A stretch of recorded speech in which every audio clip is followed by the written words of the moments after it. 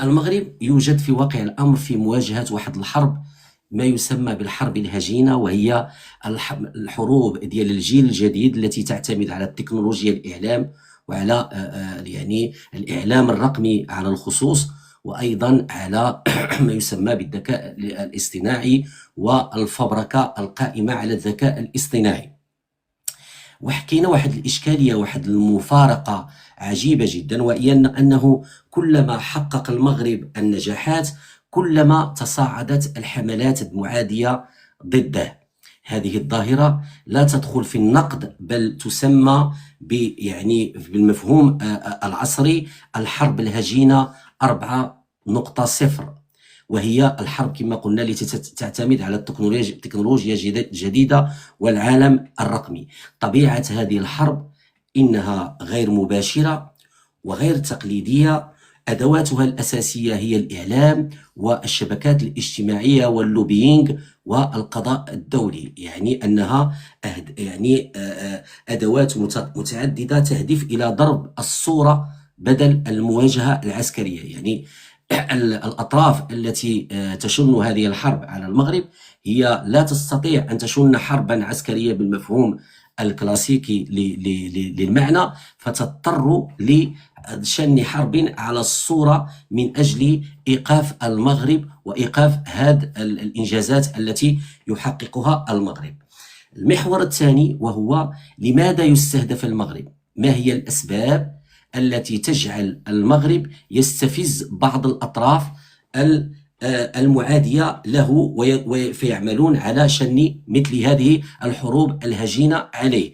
أولا، المغرب كما كتعرفوا أيها الإخوة والأخوات يتميز بالاستقرار السياسي، نموذج استثنائي في المنطقة، وهي منطقة معروفة بالاضطراب في شمال إفريقيا والساحل، وقيادة ملكية ديال محمد السادس تتسم بتمزج بين الاستقرار والإصلاح وامتصاص كل ما يمكن أن يعكر صفوة يعني هذا الاستقرار والدولة، بمعنى أن المغرب هو نموذج يحرج العديد من الأنظمة المجاورة والأنظمة التي لها علاقات تقليدية، من بينها الأنظمة التي لها علاقات تقليدية مع المغرب. ثانيا، العامل الثاني الذي يستفز هؤلاء الأطراف هو الأداء الاقتصادي. كما كتعرفوا المغرب اقتصاد صاعد على المستوى الإفريقي، عنده مشاريع اقتصادية كبيرة واستراتيجية: ميناء طنجة المتوسط، ميناء الدخلة، ميناء الناظور، الغاز، مشروع ديال أنبوب الغاز المغرب نيجيريا. كاينة في المغرب بنية تحتية متطورة جدا. وهناك أيضا فيما يخص السياحة أنه المغرب أصبح الآن قبلة سياحية أولى على المستوى الإفريقي، 20 مليون سائح سنة 2025. وهناك أيضا على المستوى الاستثمارات استثمارات أجنبية متزايدة. إذن الخلاصة هي أنه هناك نجاح اقتصادي يولد منافسة ويولد العداء. العامل الثالث أو السبب الثالث هو الصمود ديال المغرب خلال الأزمات، وهذا أظهر يعني المغرب هذه القدرة على الصمود في العديد من المحطات. أولها كان هناك تدبير ناجح جدا لأزمة كورونا في المغرب، بينما كاين هناك دول متطورة وغنية كانت قد فشلت في تدبير هذه الأزمة.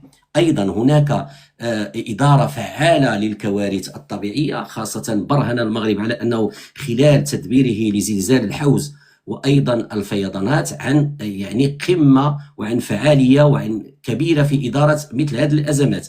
قدرة المغرب على الحماية والاستمرار في التنمية تستفز أيضا. لماذا؟ لأنها تعزز صورة المغرب الدولة القادرة، الدولة التي تعتمد على نفسها. وانتم شفتوا بأنه بعض الأمثلة خلال بعض الكوارث الطبيعية المغرب لم يقبل مساعدة بعض يعني الدول المعروف بأنها يعني كدول متطورة جدا وغنية، ولكن كان اختار على حسب ما يريده، ولم يتم مثلا في حال بعض الدول على أنه فتحت المجال للجميع من أجل أن يساعد، ولكن في نهاية الأمر يكون تدبير الأزمة كارثيا. هذا يبين بالنسبة للمغرب على أنه عنده صورة ديال الدولة القادرة، الدولة التي تعتمد على نفسها، الدولة التي قادرة على أن تدير الأزمات بشكل بارع وبشكل قوي.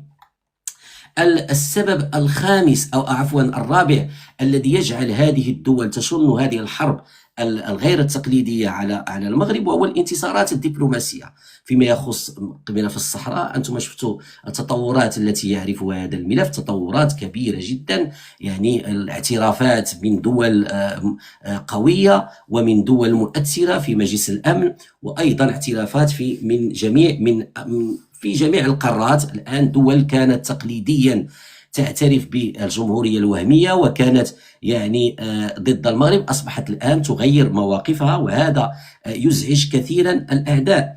وبالتالي هذه الأمور هذه تجعل الكثير من الدول يعني تنظر بنظرة يعني العداء للمغرب وتمشي في طريق يعني شن مثل هذه الحروب على المغرب. أيضا هناك السبب الخامس وهو التفوق الأمني. كما كتعرفوا الأجهزة الأمنية في المغرب سواء الاستخبارات الخارجية أو الاستخبارات الداخلية متطورة جدا، والعديد من الدول حتى منها الدول المتطورة هي تستفيد أو تحاول الاستفادة من التجربة المغربية. وكما تعلمون المغرب من الدول القليلة التي تمت دعوتها من طرف الولايات المتحدة الأمريكية من أجل تأمين كأس العالم 2026، وأيضا المغرب كان قد ساهم في تأمين أيضا كأس العالم 2022، وأيضا ساهم في تأمين الألعاب الأولمبية الأخيرة في باريس.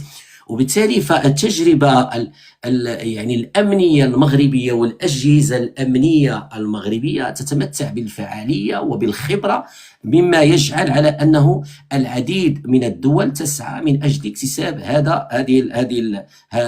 هذه الخبرة والتعاون مع المغرب في هذا المجال. هذا التفوق يعني الأمني المغربي يجعل الكثير من الدول يعني تواجه المغرب بأساليب غير تقليدية وتستعمل ما يسمى بالحرب الهجينة والحرب الإدراكية من أجل مواجهة المغرب وشن حروب ضد المغرب على المستوى الإعلامي والتضليل الإعلامي على الخصوص. والسبب السادس أيضا هو القوة الناعمة ديال المغرب تجلى على الخصوص في الكثير من الجوانب الرياضية مثلا، يعني وصول المغرب إلى نصف نهائي كأس العالم 2022 كأول دولة عربية وإفريقية تصل إلى هذا المستوى الرياضي شكل واحد عامل من أجل الرفع من القوة الناعمة المغربية. الآن العديد من الدول التي لم تكن ما كانتش كتعرف كاع المغرب أصبحت الآن تعرف من هو المغرب. وأيضا كذلك كل الفئات مثلا السنية ديال كرة القدم أصبحت الآن يعني متفوقة، فوز بكأس العالم للشباب، تنظيم الرائع ديال كأس إفريقيا إلى آخره. إذن هذه القوة الناعمة في بعدها الرياضي وأيضا في بعدها الثقافي، الإشعاع المغربي على المستوى الثقافي، على مستوى التراث، على المستوى الفني، على المستوى الأمازيغي. إذن المغرب أصبح مرئيا، يعني الناس كتعرف المغرب غير بمجرد أنك تلبس لباس بحال مثلا القفطان غادي يعرفوك مغربي، إلا لبستي مثلا الجلابة غادي يعرفوك مغربي، إلا حطيتي واحد الأكل معين في باريس ولا في طوكيو ولا في اي دوله، حطيتي الطاجين يعرفوا اكل مغربي، حطيتي الكسكس يعرفوا الكسكس مغربي. يعني بمعنى هذه القوه الناعمه مهمه جدا، وهذه القوه هي التي جعلت من المغرب ايضا يعني عنده واحد السمعه وصوره رائعه على المستوى الدولي. وهذا ايضا ما يعني يغيظ بعض الاطراف التي لا تريد الخير للمغرب والتي تحارب المغرب. إذا غادي نتحدث الآن عن طبيعة هذه الحرب. هي حرب ما يسمى بالحرب الهجينة، وهي الحرب معلوماتية بالأساس، حرب من الجيل الجديد الذي يعتمد على الرقمنة ويعتمد على الذكاء الاصطناعي. من هم الفاعلون الرئيسيون في هذه الحرب. هناك في الواقع واحد 3 ديال الفاعلين اللي هما رئيسيين، وكاين أطراف أخرى لها دور ثانوي تشن أحيانا بعض الحروب ضد المغرب، ولكن هناك 3 ديال الفاعلين اللي هما ثابتين ويشنون بشكل يعني قوي هذه الحرب ضد المغرب. أولا الفاعل الرئيسي هو الجزائر، هذا النظام الذي يكن عداء مباشرا وهيكليا للمغرب. في العقيدة ديال النظام الجزائري، في العقيدة ديالو، العداء للمغرب أصبح دين بالنسبة لهم في الجزائر. النظام الجزائري أصبح العداء للمغرب، العداوة للمغرب دين. هذا هو الدين ديالهم الآن في النظام، عند النظام الجزائري. يستعملون حرب مباشرة ضد المغرب عنيفة، يعني ما عندهمش الزواق، خرجوا لها كما كيقولوا جود ديركت، ما كاينش صباح مساء. الإعلام ديالهم المغرب المغرب المغرب، السياسيين ديالهم المغرب المغرب المغرب. على المستوى الدبلوماسي الملف الوحيد الرئيسي ديالهم هو المغرب، محاولة إيقاف المغرب. هذا هو الفاعل الأول. يستعمل إعلام الدولة، يستعمل الإعلام الخاص، يستعمل الدبلوماسية، ويستعمل خطاب هجومي. لكن هذا الفاعل هذا رغم أنه يعني عنيف في الحرب ديالو ضد المغرب، إلا أنه يفتقد للمصداقية. ما عندوش مصداقية. هذا الفاعل الجزائري يشن حرب ضد المغرب بشكل يومي، ولكن هو فاقد للمصداقية، وبالتالي فإن الحروب ديالو التي يشنها ضد المغرب تفشل في غالب الأحيان. ولا حرب إعلامية شنها ضد المغرب نجحت، لأنه يفتقد إلى المصداقية. الجميع يعلم بأن أي خبر ستقوله مثلا وسيلة إعلامية جزائرية يعتبر يعني ضد المغرب، هو بالضرورة يعني يستعمل فقط من أجل تشويه المغرب، يعني وتضليل ضد المغرب. يعني ما كايناش واحد المصداقية. عليكم السلام أخي. فيما يخص هذا الفاعل الأول والأساسي، هو فاعل أساسي لأن الدوافع ديالو، شكرا، هو الدوافع ديالو هي دوافع في الأساس دوافع عدائية ضد المغرب. ما عندوش شي دوافع أخرى، ماشي مثلا صراع حول المصالح، ولكن العداء فيما يخص الجزائر فهو عداء هيكلي بنيوي. دخل الآن، أصبح دينا وعقيدة في الدولة الجزائرية، وحولتها إلى دينا وعقيدة لدى فئات عريضة من الشعب الجزائري. وبالتالي فإن الحروب الإعلامية التي تشنها هذه الدولة على المغرب في الغالب لا تكون حروب ذات مصداقية، لأن معروف بأن أي خبر غادي تقول واحد الوسيلة إعلام في الجزائر حول المغرب مشكوك فيه، بالضرورة مشكوك فيه، لأن ليست هناك أي موضوعية فيما يخص الإعلام الجزائري رغم خطابه الهجومي العنيف. الفاعل الثاني هو فرنسا. فرنسا عندها مقاربة مزدوجة مع المغرب، في نفس الوقت ناعمة وفي نفس الوقت مصلحية. على المستوى الناعم يعني هناك علاقات تتطور، فرنسا تعترف الآن بمغربية الصحراء، هناك علاقات سياسية وعلاقات يعني اقتصادية قوية جدا الآن بين المغرب، وهي في الطريق نحو التطور. ولكن كاين جوانب ما زالت مظلمة في العلاقات بين المغرب وفرنسا، وهناك أطراف داخل الدولة الفرنسية. لا أتحدث عن الأحزاب، هناك أحزاب بالضرورة يعني معادية للمغرب في فرنسا، خاصة الأحزاب اليسارية المتطرفة، هذيك عندها عداء يعني من قديم ضد المغرب. ولكن هناك أطراف داخل الدولة العميقة الفرنسية التي تشن ما بين الفينة والأخرى حروبا من هذا النوع ديال الجيل الجديد ضد المغرب، وتستعمل بعض الآليات. هناك مثلا ملف حقوق الإنسان، هناك أيضا الإعلام، وهناك أيضا بعض التقارير ديال من يسمون أو ما يسمون المنظمات غير الحكومية. والغرض من هذه الحملات التي تشنها الدولة الفرنسية العميقة هو ضغط، يستعمل من أجل الضغط في عندما يظهر هناك تعارض للمصالح بين الدولتين. عندما تجد فرنسا نفسها بأنه في هناك بعض المصالح مهددة من طرف المغرب، فإنها تستعمل هذه الآلية من أجل الضغط عليه، أو من أجل ربح بعض المكاسب السياسية هنا أو هناك. ولكن يجب أن نقول بأن فرنسا فعلا تساهم في هذه الحرب العجينة ضد المغرب، ولو بدرجة أقل مقارنة مع العدو الكلاسيكي اللي هو الجزائر. الفاعل الثالث وهو إسبانيا هناك علاقات الآن أيضا طبيعية جيدة على المستوى السياسي.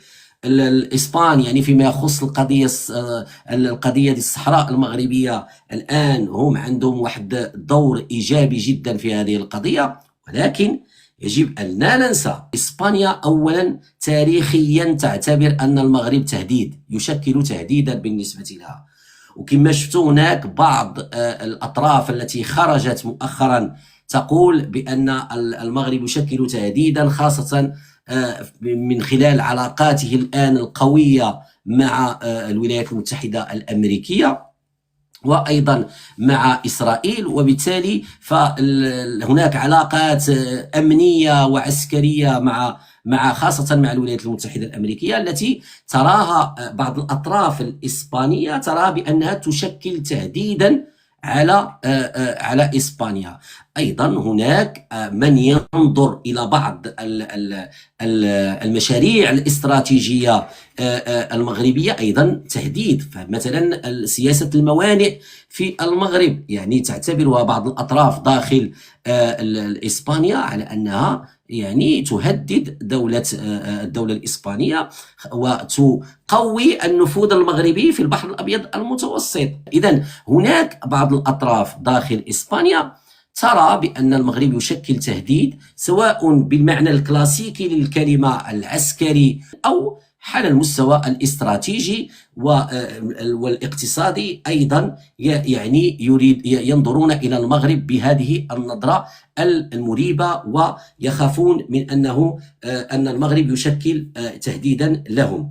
هذا على مستوى الدولة الفاعل الثالث. ولكن هناك أيضا قوى إقليمية أو إفريقية أخرى يعني تظهر ما بين الفينة والأخرى، ولكن بشكل أقل تأثير، يعني على حسب بعض يعني السياقات. إذا شنو الأدوات اللي كيستعملوا هاد الدول هذه من أجل شن هذه الحرب ضد المغرب؟ هناك عدة أدوات. الحملات الرقمية هذا هو الأساس. حملات في المستوى. أعطيتكم المثال ديال جوج فيديوهات اللي خرجوهم على أساس أنه كاين هناك عمليات يعني تخريبية في المغرب. هذو خرجوا مباشرة بعد الأنباء التي هي أنباء صحيحة حول الأحداث ديال البليدة، والتي تناقلتها العديد من وسائل الإعلام الدولية. خرجوا هذه الفيديوهات من أجل التغطية على الأحداث ديال البليدة، ومن أجل نقل يعني الأزمة من الجزائر نحو المغرب، ولكن فشلوا فشلا ذريعا في هذا الأمر. إذا هناك حملات رقمية عن طريق حسابات وهمية، عن طريق هاشتاغات، الإكس عمر بالهاشتاغات وفيسبوك عمر بالهاشتاغات التي تسب المغرب والتي تشن حربا ضد المغرب. ولكن الآن انتقلوا إلى مرحلة أخرى، ولا ما يسمى بالديب فيك، أو استعمال الذكاء الاصطناعي من أجل فبركة بعض الفيديوهات حول المغرب. وشفتوا أنهم استعملوا هذه الأساليب كثيرا جدا خلال الفيضانات اللي كانت في المغرب، والتي دبرها المغرب بشكل رائع جدا وبشكل قوي. مع العلم في المقابل كانت هناك نفس الفيضانات أو أكثر في الجزائر، ولكن النظام الجزائري تخلى عن الشعب ديالو وتخلى عن تلك المناطق، خلى الناس تتقاتل بوحدها، توجه نحو المغرب من أجل ممارسة الحرب ضد المغرب، وبالتالي يستعمل الذكاء الاصطناعي من أجل توليد بعض الفيديوهات التي تضلل حول المغرب. وكانت هذه الفيديوهات كثيرة جدا خلال الفيضانات اللي كانت هذه السنة، خاصة شهر فبراير، شهر يناير فبراير وبداية ديال مارس. إذا هذه الآلية الثانية هو ما يسمى بالديب فيك، أو استعمال الذكاء الاصطناعي لتوليد الفيديوهات المفبركة. وأيضا كاينة آلية أخرى وهي استعمال بعض المنظمات غير الحكومية لزونج من أجل إصدار تقارير كتكون تقارير موجهة ومتحاملة، ولا ولا تنقل الحقيقة كاملة. هذا لا يعني بأننا ليست لدينا نواقص، لدينا نواقص كثيرا، ولكن هذه التقارير تكون جدا متحاملة، وبالتالي لا تستعمل لا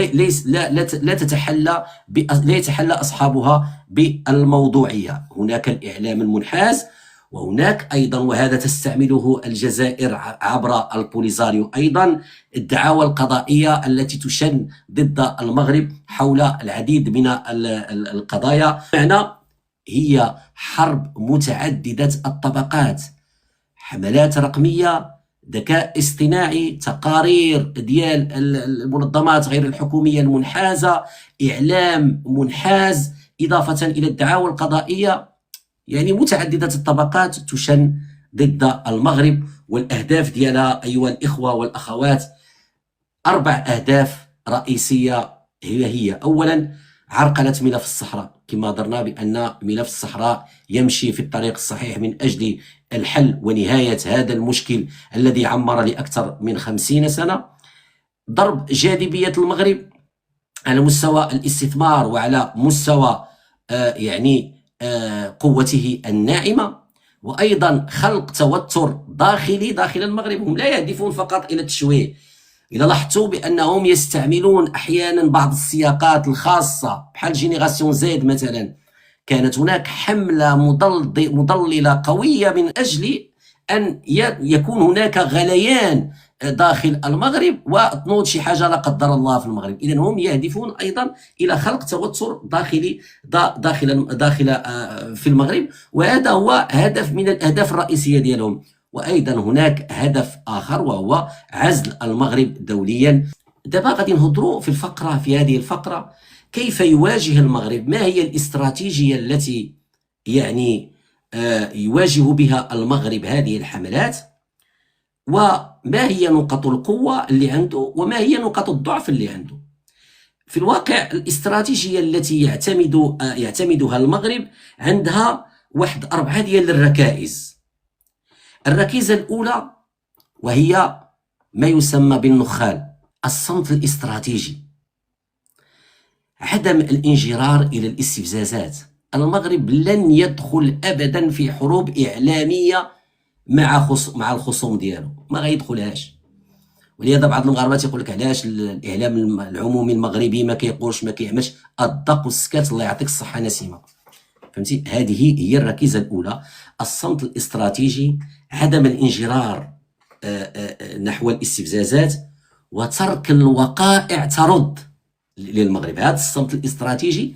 وانتم كتشوفوا سنوات النظام الجزائري كينبح، نبح يا ما تنبح، نبح يا ما تنبح، نبح يا ما تنبح، ولا شي واحد كيرد عليه. ولكن المغرب يحقق الانجازات في الوقائع. اذا هذا الاسلوب ديال المغرب ربما كيبان على ان المغرب كيبان فيه ضعيف ظاهريا، ولكن لا، هو قوه حقيقيه، وهذا يتجلى في العديد من القضايا كما قلنا قضيه الصحراء، بالعديد من القضايا. في نهايه المطاف انه هذا الصمت الاستراتيجي هو أحد الآليات اللي كتستعملها الاستراتيجية المغربية في مواجهة الخصوم ديالو الذين يشنون حروبا إعلامية ضد المغرب. المغرب ما كيغوتش بزاف في الإعلام، ولكن الصمت الاستراتيجي ديالو، الضق والسكات، الواقع هو الذي يفرض نفسه في الموضوع. الآلية الثانية هو منطق الإنجاز بدل الرد. أنا ما غردتش عليك، ولكن غادي نمشي وغادي نشتغل، غندير المشاريع ديالي، غادي نعمل التنميه ديالي، هي افضل رد بالنسبه لي عليك. وكل انجاز كيتحقق في الواقع هو تفنيد عملي للدعايه. يعني راه ما نحتاج انني نعمل عليك مثلا واحد نواجهك حرب اعلاميه. الاليه الثالثه التي يستعملها المغرب وهي تعزيز الدبلوماسيه الناعمه. الان هذه التظاهرات الدوليه التي ينظم المغرب ليس فقط في المجال الرياضي، في العديد من المجالات، في مجال التكنولوجيا، في المجال السياسي، في مجال حقوق الإنسان، في العديد من المجالات. هذه تسمى دبلوماسية ناعمة.